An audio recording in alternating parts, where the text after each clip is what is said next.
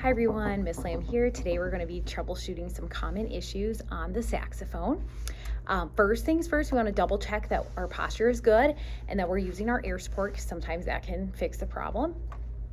We also want to check that our reed doesn't have a ton of chips. So sometimes when I'm working with students, no amount of good mechanics anywhere else can fix a reed that is got a lot of chips in it. So just double check that your reed is good.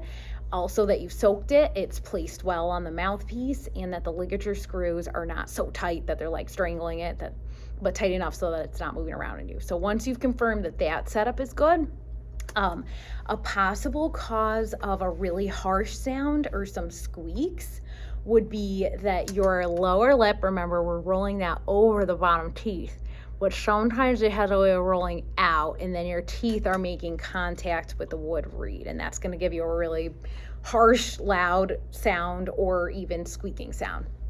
So really make sure that double check that that lower lip is covering those teeth. Another thing that can cause that same sound is if you have too much mouthpiece in your mouth. So what I mean by that is this is a normal amount, and this will be too much. So notice my lips are like almost touching this ligature. So if you're getting that really like kind of loud, harsh sound, just pull out a little bit from your mouthpiece so that it's back to being that normal amount that we want.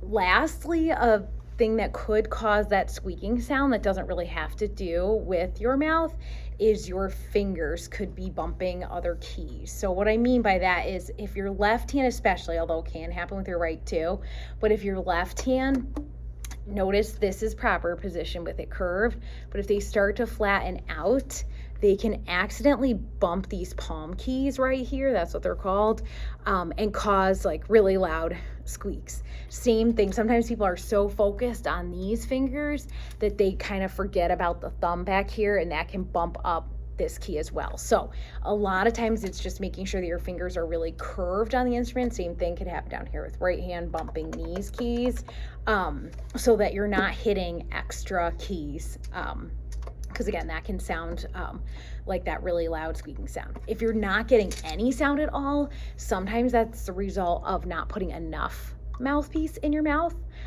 So making sure that you know it's really not enough. So right, there's not barely any reed in my mouth to be vibrating, which the vibrating of the mouthpiece and the reed together, that's what generates sound. So we need some of that. Another thing, if you're getting like zero sound, could be that you're accidentally biting down too hard on this. So if you bite down with that lower lip and top teeth too much, then it just like completely cuts off the vibration, which again, we need that to generate sound. So it could be a result of you biting down too much. Although we don't want the reverse of it like moving around too much. So it's kind of a happy medium of being firmly in place, but not too much biting down, but also not like it can move everywhere, because that's also problematic, and that'll give you more of like the harsh sound that the fingers could contribute to, or having too much mouthpiece in your mouth.